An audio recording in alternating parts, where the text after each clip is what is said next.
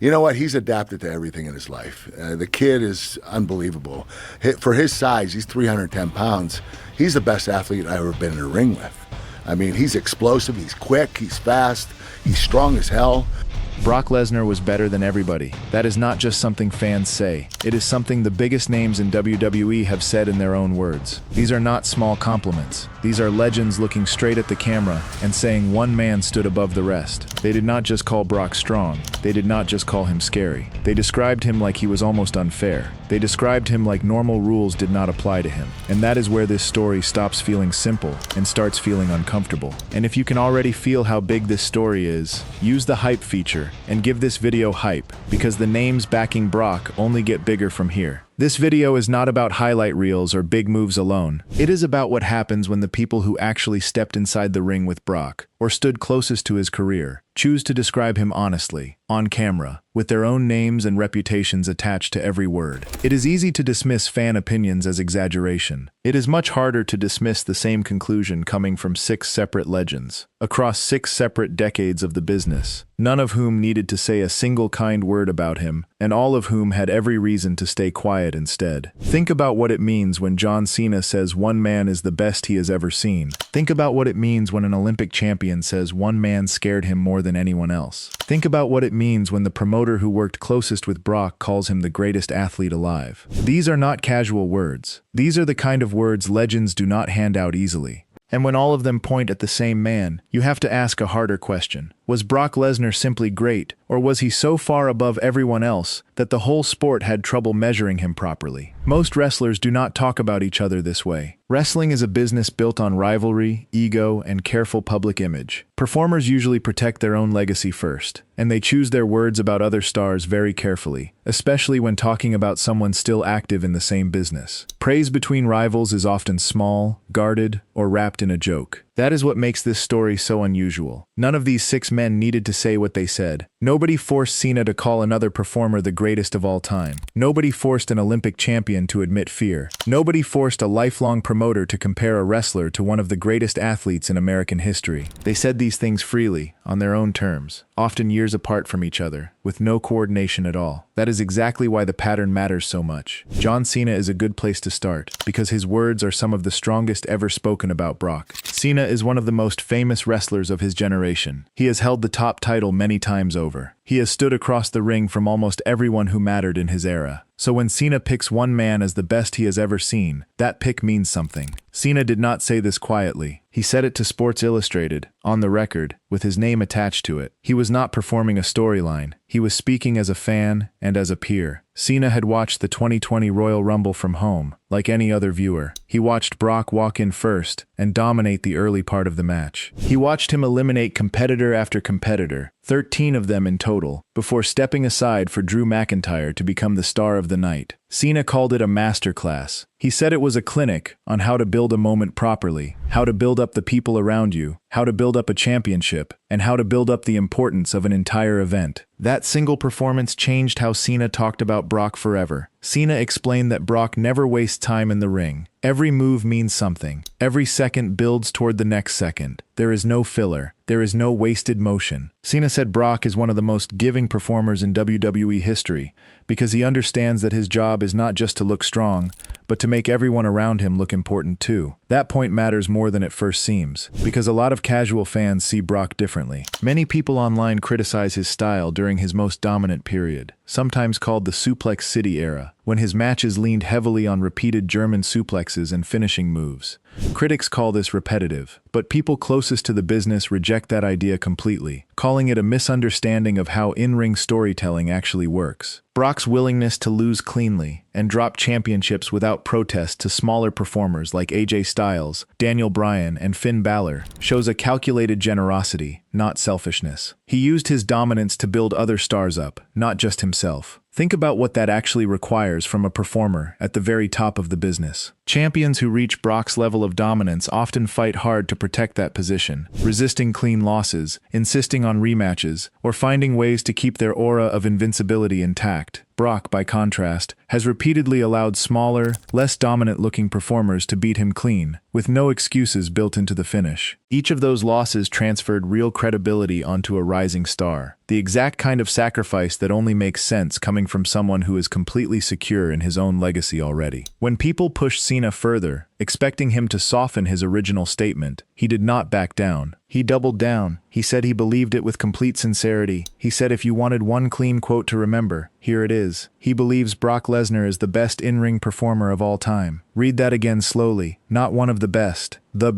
of all time. Coming from a man who has wrestled almost every major star of the last 20 years, in almost every kind of match the company has ever produced, from small television bouts to the very biggest stadium main events. Look closer at what actually happened during that Royal Rumble performance, because the details explain exactly why Cena reacted the way he did. 30 wrestlers usually enter a Royal Rumble match at separate intervals, each one trying to survive long enough to make an impact before being thrown over the top rope. Entering at number 1 is normally seen as a disadvantage, since that performer has to survive the longest against the most opponents. Brock turned that disadvantage into a statement instead. He dominated from the very first minute, throwing rival after rival out of the ring with almost no resistance, building a sense of pure, uninterrupted dominance that most Royal Rumble entrants never come close to achieving. Then, at exactly the right moment, he allowed himself to be beaten, handing the entire spotlight to a rising star who badly needed that moment. Cena watched all of this unfold as a fan sitting at home, with no storyline reason to be impressed, and still walked away calling it one of the smartest performances he had ever seen. Cena has been in the ring with technical wrestlers, high flyers, giants, veterans, and rookies. He has faced performers trained in every possible style. He has main-evented WrestleMania against legends and against complete newcomers. Out of every single one of those opponents, spanning nearly 2 decades of his own career, Cena chose Brock, not one of his tag team partners, not one of his closest friends in the locker room. Brock. That single choice, made publicly and repeated when questioned, carries more weight than almost anything else said in this entire story. It is one thing to praise a rival once, in the heat of a single interview, and let the comment fade away. It is another thing entirely to be challenged directly, given the opportunity to walk the statement back or soften it, and instead choose to repeat it with even more conviction than before. That is exactly what Cena did, and it is exactly why his words have stuck around for years afterwards, quoted again and again whenever Brock's legacy comes up in conversation. Here is where the story turns uncomfortable. If John Cena, a 16-time world champion, says one man is the best he has ever seen, it becomes very hard to place Brock inside a normal ranking. It is not that Brock had one great match.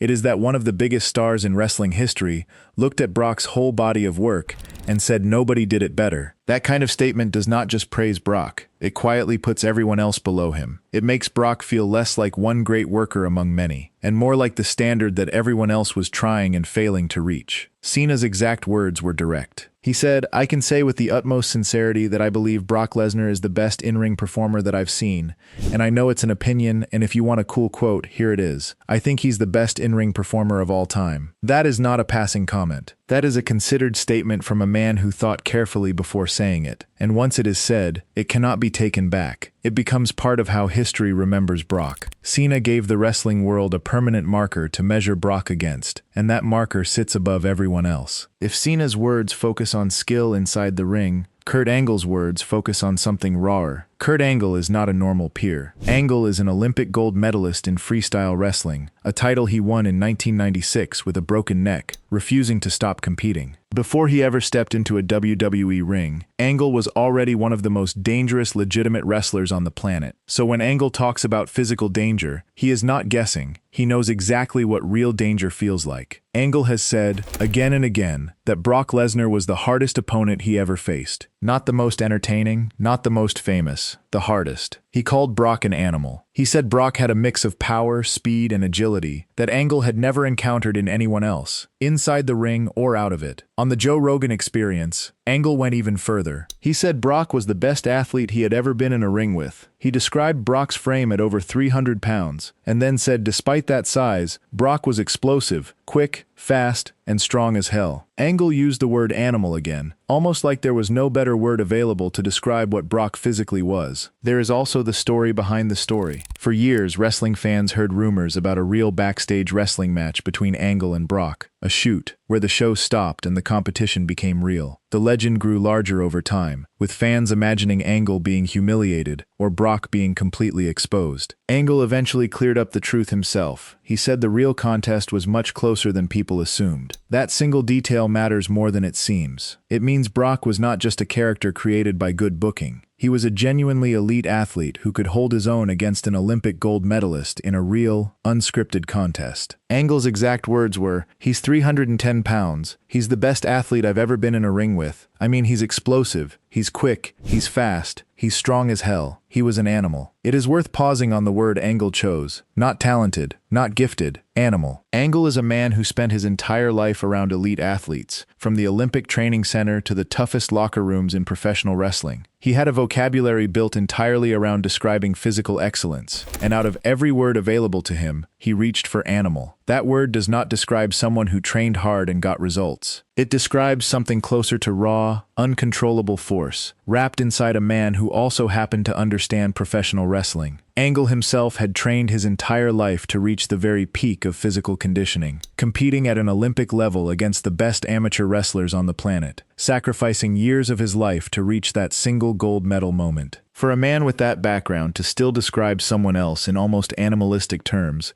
says a great deal about how far above the ordinary Brock's physical gifts actually were. Other legends noticed this same physical honesty in a different way. Bret Hart, one of the most respected technical wrestlers of all time, has praised Brock too, saying that despite his incredibly stiff and heavy-looking style, Brock is a consummate professional who protects the people he works with. That praise matters, because it stands in stark contrast to other powerhouses in wrestling history, who were far less careful, and who left a trail of injuries behind them. Brock's collegiate background gave him a highly efficient physical style, one that let him hit hard without needlessly hurting the people across from him. Now think about what all of this means for the wider story. Angle's praise does not sound like normal wrestling respect. It sounds like a warning. If even Kurt Angle, an Olympic champion, describes Brock this way, then Brock was not simply better trained or better booked than everyone else. He was physically different. His body worked on another level. And that idea makes the story darker, because it means every other wrestler who stepped into the ring with Brock was competing against someone whose natural tools were simply not available to them. It was never a fair fight in the purest sense. It was a man performing against a force of nature, one that happened to be careful enough not to destroy him in the process.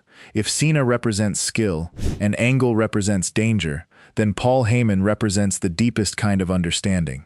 Nobody has stood closer to Brock professionally than Paul Heyman. Heyman has been his manager, his advocate, and by most accounts, one of the very few people Brock genuinely trusts inside the business, across multiple decades of a complicated career. Heyman does not talk about Brock the way a manager hypes up a client. Heyman talks about Brock like a man defending a genius that the rest of the world refuses to fully see. Heyman has called Brock the greatest athlete on the face of the planet. Not the greatest wrestler, the greatest athlete, full stop, across every sport, every discipline, every era. In a recent, detailed interview, Heyman compared Brock to Jim Thorpe. For those who do not know the name, Jim Thorpe was one of the most legendary multi-sport athletes in American history, a man who excelled at nearly everything he tried. By placing Brock next to that name, Heyman was making a serious historical claim, not a throwaway line meant only to flatter his client. Heyman has also said something that sounds almost like a complaint on Brock's behalf. He has said that fans overlook Brock's in-ring genius because they are too distracted by his size. In other words, people see the muscles and the power, and they stop looking any further. They never notice the timing, the precision, or the subtle control involved in every single move Brock performs. According to Heyman, Brock's matches are built on absolute realism. He does not rely on standard, choreographed sequences the way many performers do. Instead, his matches are structured to feel like a genuine athletic struggle, built on precise timing, realistic weight distribution, and elite defensive selling that convinces the audience they are watching something real. This point separates Brock from a lot of performers who simply look powerful without ever feeling dangerous. Plenty of large, muscular wrestlers have walked through WWE over the years, and most of them still move in ways that feel practiced and rehearsed, no matter how hard they try to hide it. Heyman's argument is that Brock never has that problem, because his background as a legitimate amateur wrestler means his movements were never built inside a wrestling ring in the first place. They were built on a real mat, against real opponents, long before entertainment was ever part of the equation. That foundation is exactly why his weight shifts. His grip and his control all look completely natural, even when the audience knows the outcome is planned in advance. Heyman has repeated, across many years and many interviews, that Brock's ability is underrated, even after everything Brock has already accomplished. That kind of repetition is unusual on its own. Managers often praise their clients for a season, then move on to the next storyline. Heyman has carried this same argument for years, across completely different chapters of Brock's career, in completely different interviews, to completely different audiences, and completely different generations of fans, and the message has never changed. He has never softened the claim. He has never added a qualifier. The greatest athlete on the planet is not a phrase Heyman uses loosely, and he has never used it to describe anyone else with the same consistency. Heyman has worked alongside dozens of talented performers throughout his long career, many of them genuine main event stars in their own right. Out of all of them, only one earned this specific, unwavering comparison to one of history's greatest multisport athletes, and that comparison has never once been extended to anybody else. Heyman's exact words were, "Brock Lesnar is the modern-day Jim Thorpe. He's the greatest athlete on the face of the planet. There's no one like Brock Lesnar, and he is the most underappreciated, underrated in-ring worker I have ever seen in my life." This praise should not be treated as normal manager talk. This is a long-running argument, repeated consistently across years, that Brock is far more than a monster with size. But there is an uncomfortable layer underneath this praise too. If Brock is this gifted, and still described as underappreciated even by the man closest to him, then maybe the size and the power did more than intimidate opponents. Maybe they blocked people from ever truly seeing him clearly. The very thing that made Brock famous, his enormous physical presence, may be the same thing that stopped people from understanding what he was actually doing in the ring. From Heyman's closeness, the story moves to someone who understood Brock from a completely different angle, a rival built in a similar mold. Bill Goldberg was, for a long stretch of wrestling history, one of the most feared and dominant performers in the business. Long before Brock arrived, Goldberg was already known for being unstoppable, both in WCW and later in WWE. So when Goldberg picks his best opponent of his entire career, that choice carries enormous weight. And Goldberg has picked Brock Lesnar without hesitation. Goldberg explained why, in very direct terms. He said Brock was almost a mirror image of himself. Both men were large. Both men were intense. Both men carried a natural aura of destruction whenever they walked toward the ring. Goldberg pointed out that Brock, like himself, had a background in competitive football before turning to professional wrestling, which shaped the way both men moved and hit. But Goldberg's real point went beyond simple similarity. He said the excitement of facing Brock came from knowing that Brock could actually take it. Most opponents cannot absorb full, uninhibited force from a performer like Goldberg. Brock could. That single fact changed the entire dynamic of their matches. Instead of a performance built around protecting a smaller opponent, their matches at events like Survivor Series and later at WrestleMania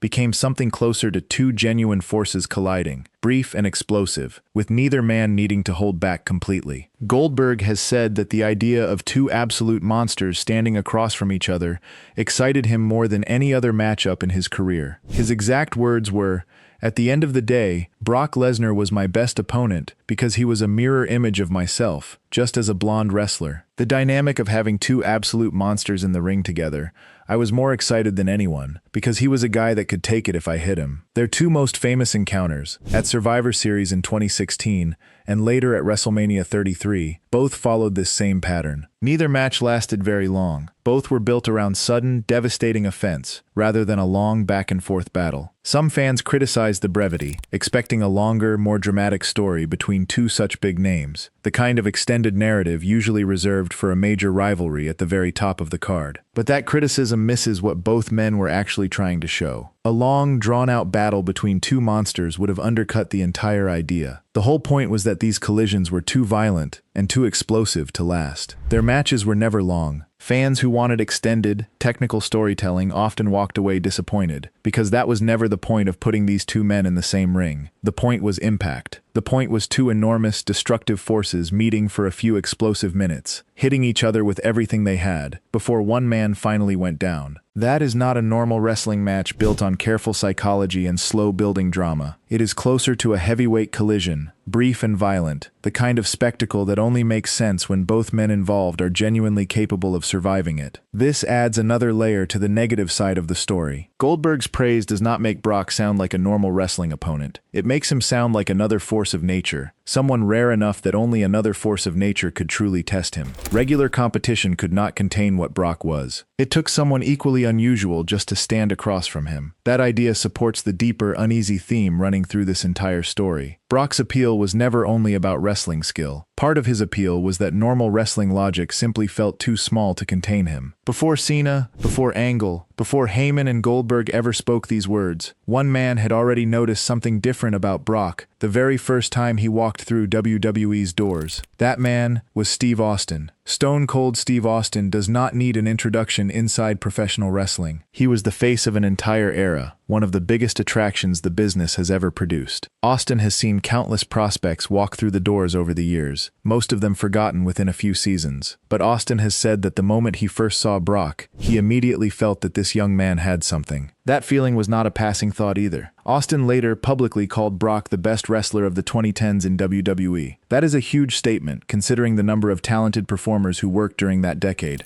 Out of all of them, Austin pointed at Brock. In a separate interview connected to Brock's time in UFC, Austin went even further, calling him a badass cat. He said Brock woke up the entire world of mixed martial arts. On his own podcast, Austin has spent real time discussing Brock's achievements across multiple combat disciplines, always with a tone of genuine respect, not just wrestling politeness. Austin's exact words carried real weight. He said, "Brock Lesnar creates more questions in my mind than anybody else who has walked into the ring for the last 10 years. No question in my mind. Bottom line is, Brock is a badass cat." Notice the phrase Austin chose. He did not say Brock answered questions. He said Brock created them. That detail matters. It means Brock was so unusual, so far outside the normal pattern, that people simply did not know how to compare him to anyone who came before. He was not easy to place into an existing category of wrestler. Austin also pointed out something else about Brock, something felt rather than measured. He said that when Brock walks toward the ring, the whole atmosphere in the arena changes. There is a real sense of physical jeopardy in the air, because the crowd genuinely believes Brock can overpower anyone put in front of him. That belief is exactly why WWE trusted Brock with one of the biggest, most heavily protected moments in the company's entire history, ending The Undertaker's undefeated WrestleMania streak after 21 straight victories. That single moment permanently shifted how the entire company told its stories from that point onward. For years, The Undertaker's WrestleMania streak had been treated as untouchable, a piece of history so protected that fans genuinely believed it would never end. Dozens of top stars had challenged that streak over the years and failed. WWE chose Brock to be the one man who finally broke it, at WrestleMania 30X, in front of a stunned crowd that did not know how to react in the moment. That decision alone tells you how the company itself viewed Brock's credibility. They did not hand that moment to a fan favorite looking for a boost. They handed it to the one performer whose dominance felt believable enough to end something that had lasted over 2 decades. This is the key negative frame hiding inside Austin's praise. When someone is impossible to compare, it usually means they are either far ahead of everyone else, or so different that normal judgment breaks down completely. Either way, it makes Brock's whole career feel bigger and stranger than the system that was supposed to contain him. Austin lived through an era filled with larger-than-life characters, giants, street fighters, and dominant champions. He had already seen the industry's biggest names walk through those doors long before Brock arrived. And still, out of everyone he had witnessed across his own legendary career, Austin picked Brock as the man who made him ask the most questions. That is not the reaction of someone comparing a new prospect to a familiar type. That is the reaction of someone realizing the type itself might not exist yet. There is one more name in this story, and his role is different from all the others. His name is Jim Ross, and without him, none of these other stories would even exist, because Jim Ross is the man who signed Brock Lesnar to WWE in the first place. Jim Ross was, for decades, WWE's head of talent relations and one of the most respected commentators the business has ever had. Part of his job was finding rare talent before anyone else noticed it. Ross first noticed Brock while he was still competing at the University of Minnesota,